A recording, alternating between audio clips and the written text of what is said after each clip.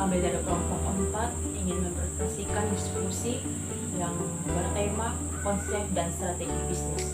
Sebelum itu kami akan memperkenalkan diri dulu. Saya sendiri di CNBK NIM 11-20-022. Saya atas nama Florensa Sisilia Iwa NIM 11-20-024. Perkenalkan, saya Alberta Desia Jilik NIM 11-20-020. Perkenalkan, nama saya Martinus Dapat Kembali NIM 11-20-023. Yang pertama, saya akan menjelaskan terkait konsep e-bisnis. E-bisnis adalah praktek pelaksanaan dan pengelolaan proses bisnis utama seperti perencanaan produk, pengelolaan pasokan bahan baku, manufaktur, penjualan, pemenuhan pesanan, dan penyediaan servis melalui penggunaan teknologi komunikasi, komputer, dan data yang telah terkomputerisasi.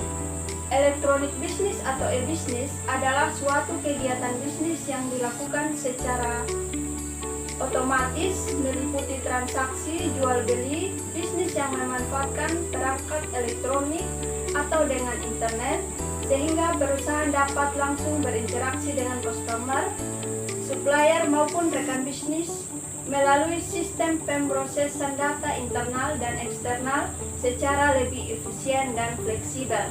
Atau arti yang lebih singkat dari e-bisnis yaitu penggunaan teknologi, informasi dan komunikasi untuk menjalankan sekaligus mengelola bisnisnya sehingga dapat memperoleh keuntungan. E-bisnis atau elektronik bisnis dapat didefinisikan juga sebagai aktivitas yang berkaitan secara langsung maupun tidak langsung dengan proses pertukaran barang atau jasa dengan memanfaatkan internet sebagai media komunikasi dan transaksi. E-bisnis juga salah satu aplikasi teknologi internet yang merambah dunia bisnis internal, melingkupi sistem, pendidikan pelanggan, pengembangan produk, dan pengembangan usaha. E-bisnis memiliki karakteristik tujuan yang sama dengan bisnis secara konvensional. Hanya saja, e-bisnis memiliki cakupan yang berbeda. Bisnis mengandalkan pertemuan antar pebisnis seperti halnya rapat di tempat khusus atau sekedar untuk berkenalan dengan partner bisnis. Sedangkan e-bisnis adalah mengandalkan media internet sebagai sarana untuk memperoleh tujuannya. Selanjutnya ada bentuk hubungan bisnis e-bisnis.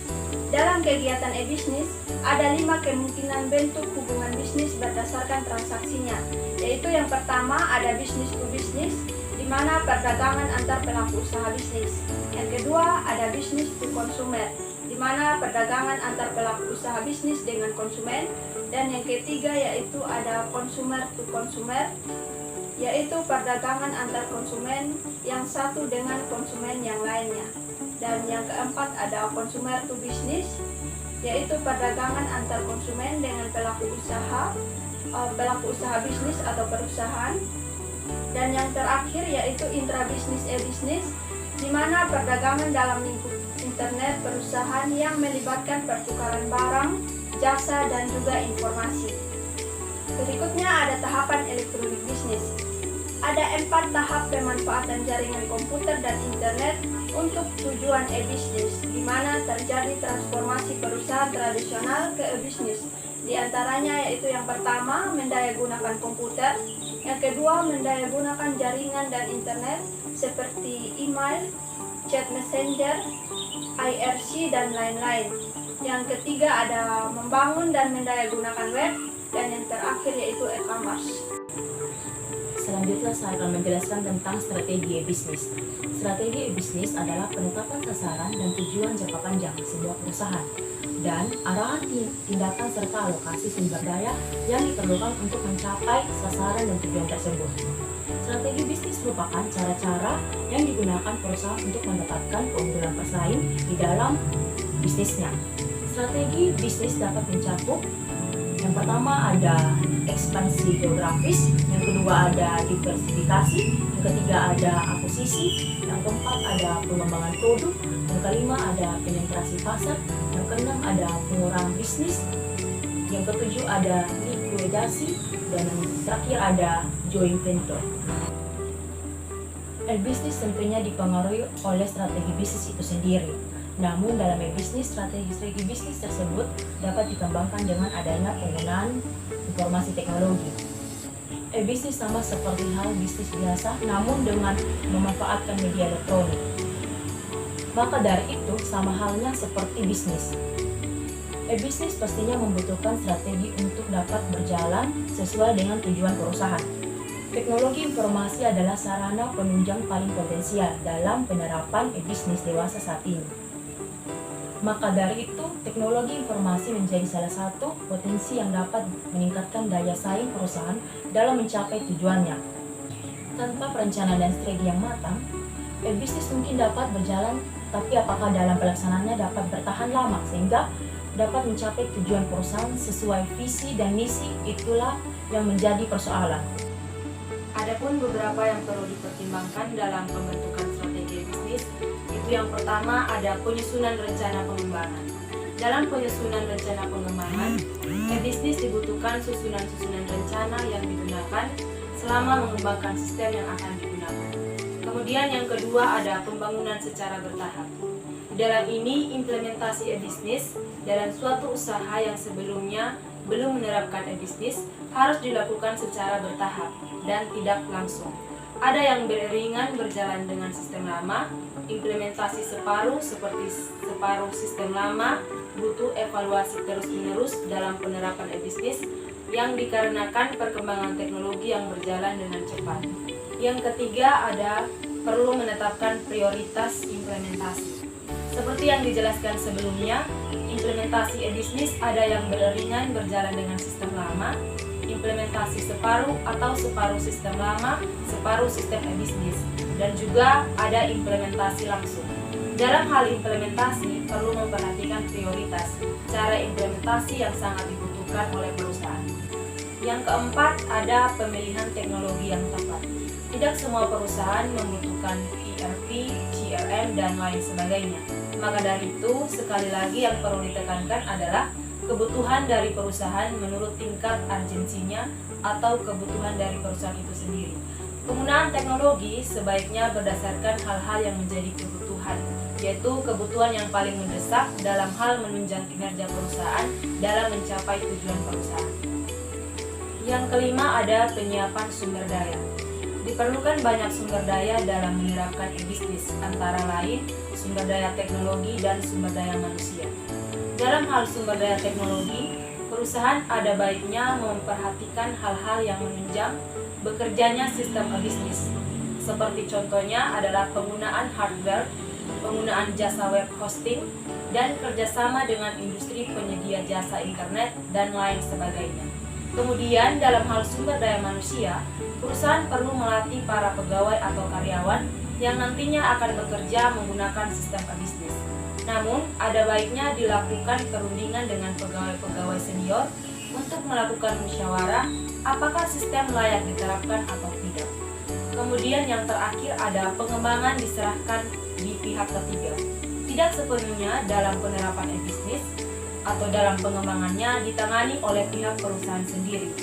Namun diperlukan third party dalam pengembangannya sehingga perusahaan dapat tetap fokus dalam kegiatannya untuk mencapai tujuan perusahaan. Kemudian kita masuk pada strategi bisnis pada perusahaan. Yang pertama itu ada ERP atau Enterprise Resource Planning. ERP adalah suatu strategi bisnis dari sistem informasi perusahaan yang digunakan untuk berkoordinasi mengenai sumber daya, serta juga informasi yang digunakan untuk proses dalam berbisnis. Yang kedua ada EAI atau Enterprise Application Programs.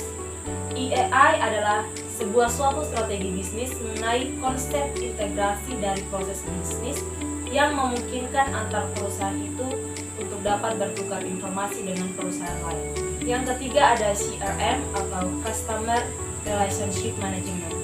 Di dalam CRM ini adalah suatu strategi bisnis dari layanan dan perangkat lunak atau software yang didesain untuk bisa meningkatkan keuntungan serta juga kepuasan bagi para konsumen. Yang keempat ada SCM atau Supply Chain Management.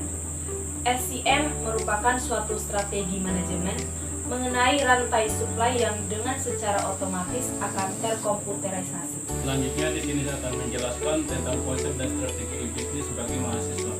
Contohnya, mahasiswa mampu memanfaatkan media digital untuk mendapatkan berita atau informasi yang update kapan saja dan di mana saja dengan lebih mudah dan cepat. Dan mahasiswa dapat membantu pelaku usaha dengan membeli produk-produk dalam negeri. Selanjutnya, konsep dan strategi e-bisnis bagi pelaku usaha. Yang pertama, dengan adanya e-bisnis, pelaku usaha dapat memberikan pengetahuan pemasaran yang baik, promosi melalui media sosial, termasuk tentang proses pembayaran digital. Yang kedua, pelaku usaha juga dapat mengembangkan kreativitas melalui media digital. Yang ketiga, dengan adanya e-bisnis dapat mempertemukan pelaku usaha dan investor. Selanjutnya ada pun usaha yang bergerak dalam dunia e-bisnis. Yang pertama, Tokopedia. Tokopedia merupakan salah satu toko online yang sangat terkenal dan terpercaya di Indonesia. Perusahaan startup di Indonesia yang telah didirikan sejak tahun 2009, ini telah berhasil melakukan transformasi besar-besaran, sehingga saat ini telah menjadi sebuah unicorn. Unicorn adalah klasifikasi perusahaan startup yang memiliki nilai kapitalisasi lebih dari $1 miliar. Dengan adanya pencapaian tersebut, Tokopedia telah beroperasi secara sukses bukan hanya di Indonesia, namun juga di negara-negara di wilayah Asia Tenggara. Yang berikutnya ada BL Shop, yaitu usaha yang menjual berbagai macam produk seperti pakaian dewasa maupun anak-anak, sepatu, kosmetik, dan juga peralatan rumah tangga melalui media online. Usaha ini sejak tahun 2019 sudah beroperasi dan sudah memiliki cukup banyak reseller. Mungkin itu saja yang bisa kami sampaikan dari kelompok kami. Sekian dan terima kasih.